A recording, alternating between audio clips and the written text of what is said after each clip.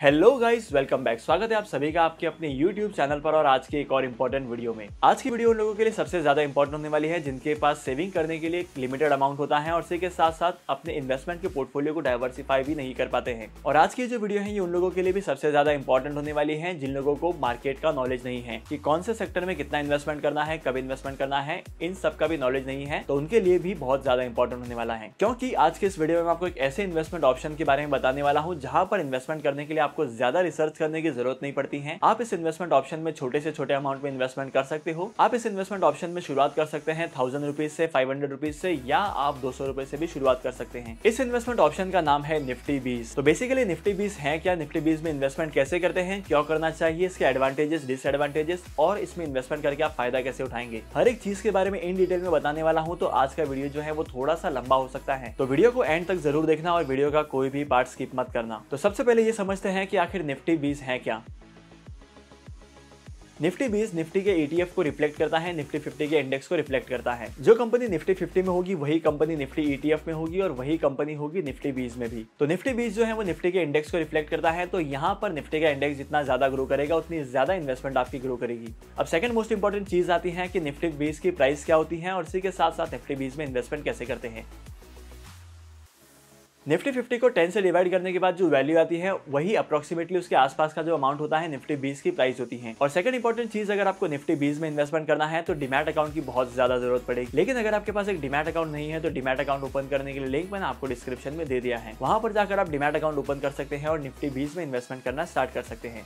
अगर आपको निफ्टी 20 में इन्वेस्टमेंट करना है तो आप कभी भी कर सकते हैं और अपने इन्वेस्टमेंट के स्टेक को कभी भी सेल करके अपने पैसे को विड्रॉ कर सकते हैं, क्योंकि निफ्टी 20 जो है वो स्टॉक एक्सचेंज पर लिस्टेड होते हैं और यहाँ पर स्टॉक एक्सचेंज पर लिस्टेड होने का बहुत ज्यादा फायदा होता है। तो आखिर निफ्टी 20 में इन्वेस्टमेंट करने के क्या क्या एडवांटेजेस हैं इसके बारे में भी जान लेते हैं। निफ्टी 20 में इन्वेस्टमेंट करने का सबसे बड़ा फायदा यह है कि आपके इन्वेस्टमेंट के पोर्टफोलियो पर मैनेजमेंट के डिसीजन का कोई फर्क नहीं पड़ता है। अगर आप म्यूचुअल फंड में इन्वेस्टमेंट करते हो, स्मॉल केस में इन्वेस्टमेंट करते हो, तो यहाँ पर बहुत ज्यादा डिपेंड पड़ता है क्योंकि कौन से कंपनी के शेयर्स में इन्वेस्टमेंट करना है और कौन से कंपनी के शेयर्स के इन्वेस्टमेंट को विड्रॉ करना है। इस चीज का कंप्लीटली डिसीजन लेते हैं म्यूचुअल फंड के मैनेजर। तो अगर म्यूचुअल फंड के मैनेजर कुछ ऐसा डिसीजन लेते हैं जो बहुत ज्यादा खराब होता है आपके लिए, तो इसकी वजह से आपको भी सफर करना पड़ सकता है। लेकिन ETF में ऐसा कुछ भी नहीं है। ETF में जब आपको बाय करना है तब आप बाय कर सकते हो और जब आपको सेल करना है तब आप सेल कर सकते हो। निफ्टी 20 की एक और इंपॉर्टेंट बात यह है कि जब निफ्टी 20 की वैल्यू कम होती है तब यहाँ पर आप ऑन द स्पॉट बाय कर सकते हैं, ऑन द स्पॉट इन्वेस्टमेंट कर सकते हैं। लेकिन अगर आप किसी स्मॉल केस में इन्वेस्टमेंट करते हैं तो स्मॉल केस के पर यूनिट की वैल्यू जो है वो मार्केट क्लोज होने के बाद डिसाइड होती है और मार्केट क्लोज होने के बाद ही आपको म्यूचुअल फंड के यूनिट्स मिलते हैं। लेकिन निफ्टी 20 में इसका ऑपोजिट होता है, जब आप बाय करते हैं तब ही आपको आपके यूनिट्स मिल जाते हैं। और तीसरा एडवांटेज यहाँ पर यह है कि आपको ज्यादा रिसर्च करने की जरूरत भी नहीं है। अगर आप म्यूचुअल फंड या किसी भी कंपनी के इक्विटी शेयर्स में इन्वेस्टमेंट करते हैं तो आपको रिसर्च करनी पड़ेगी, पता लगाना पड़ेगा कि इस कंपनी का फ्यूचर परफॉर्मेंस कैसा होगा और पास्ट में कैसा परफॉर्म किया है। लेकिन अगर आप निफ्टी 20 में इन्वेस्टमेंट करते हैं तो निफ्टी 20 में इन्वेस्टमेंट करने का फायदा यही होता है कि आपको रिसर्च करने की बिल्कुल भी जरूरत नहीं पड़ती है। आप निफ्टी 20 में आंख बंद करके भी इन्वेस्टमेंट कर सकते हैं, वो भी लॉन्ग पीरियड ऑफ टाइम के लिए, 5 साल के लिए, 10 साल के लिए, क्योंकि निफ्टी 20 जो है वो निफ्टी 50 के इंडेक्स को रिफ्लेक्ट करता है। और इंडेक्सेस के बारे में इंपॉर्टेंट चीज ये भी है कि इंडेक्स कभी भी जीरो नहीं हो सकता है।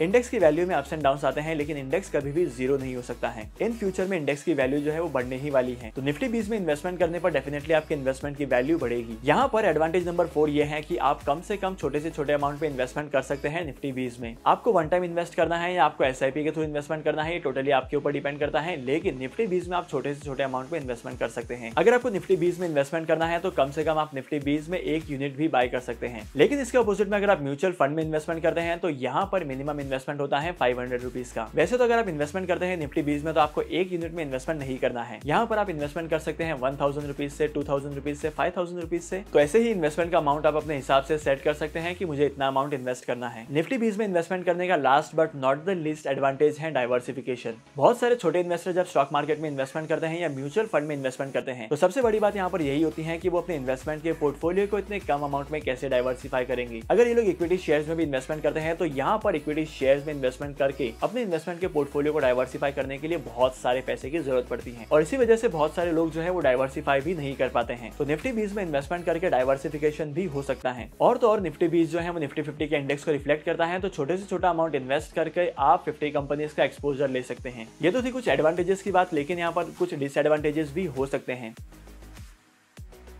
निफ्टी 20 पर मैं बहुत टाइम से रिसर्च कर रहा हूँ, लेकिन मुझे यहाँ पर ऐसा कुछ नहीं मिला जो डिसएडवांटेज जैसा लगे। लेकिन यहाँ पर एक पॉइंट नोट करने वाला है, और वो पॉइंट ये है कि जब आप निफ्टी 20 में इन्वेस्टमेंट करते हो तो यहाँ पर आपको डिविडेंड नहीं मिलता है। जी हाँ दोस्तों, अगर आप इक्विटी शेयर्स में इन्वेस्टमेंट करते हो या डिविडेंड पेइंग म्यूचुअल फंड में इन्वेस्टमेंट करते हो तो यहाँ पर ऐसा हो सकता है कि आपको डिविडेंड्स मिले, लेकिन अगर आप निफ्टी 20 में इन्वेस्टमेंट करते हो तो यहाँ पर आपको सिर्फ डिविडेंड ही नहीं मिलेंगे। और अगर मैं इस एक चीज को साइड में रखूं तो यहाँ पर बहुत सारे एडवांटेजेस हैं जिसकी वजह से आपको इन्वेस्टमेंट करना चाहिए। लेकिन निफ्टी 20 में इन्वेस्टमेंट करने का मैसिव एडवांटेज क्या है, किस मोमेंट पर ज्यादा एडवांटेज होगा। आप लोग इन कंपनीज के शेयर्स में लॉन्ग टर्म के लिए इन्वेस्टमेंट तो कर सकते हैं, लेकिन यहाँ पर ये पता नहीं लगा सकते हैं कि कौन सी कंपनी कितने टाइम तक स्टेबल रहेगी। मेरे कहने का मतलब यह है कि आप किसी भी कंपनी के इक्विटी शेयर्स में इन्वेस्टमेंट करते हैं तो आप ये पता नहीं लगा सकते हैं कि कंपनी आने वाले टाइम में कैसा परफॉर्म करेगी। मार्केट में ऐसी बहुत सारी कंपनीज है जिन्होंने अपने इन्वेस्टर्स को काफी टाइम से नेगेटिव रिटर्न दिया है। येस बैंक और वोडाफोन आइडिया को हम लोग एग्जांपल के तौर पर ले सकते हैं। और अगर आप निफ्टी 20 में इन्वेस्टमेंट करते हैं तो आपके साथ ऐसा कभी नहीं होगा, क्योंकि निफ्टी 50 के इंडेक्स में कंपनीज जो है वो चेंज होती रहती है और यहाँ पर आपको इस चीज का फायदा भी मिलेगा। निफ्टी 20 में इन्वेस्टमेंट करके आप अपने पोर्टफोलियो को डाइवर्सिफाई करते हैं और इसी के साथ साथ रिस्क को भी कम करते हैं। तो बेसिकली अगर आप निफ्टी 20 में इन्वेस्टमेंट करते हैं तो यहाँ पर आपके कैपिटल को भी प्रोटेक्शन मिलता है और इसी के साथ साथ अपकमिंग फ्यूचर में आपको ग्रोथ भी मिलेगी। तो आज के इस इंपॉर्टेंट वीडियो को यहीं पर खत्म करते हैं और होप करता हूँ कि आज की इंपॉर्टेंट वीडियो का कंटेंट आपको वैल्यूएबल लगा होगा। अगर आपने इस वीडियो से कुछ नया सीखा है तो इस वीडियो को लाइक करना, और इसी के साथ साथ अगर आप इस चैनल पर नए हो तो इस चैनल को सब्सक्राइब करो। मैं आपको मिलूंगा अगली वीडियो में नए टॉपिक के साथ, एक इंटरेस्टिंग टॉपिक के साथ। तब तक के लिए signing off, happy investing and good bye.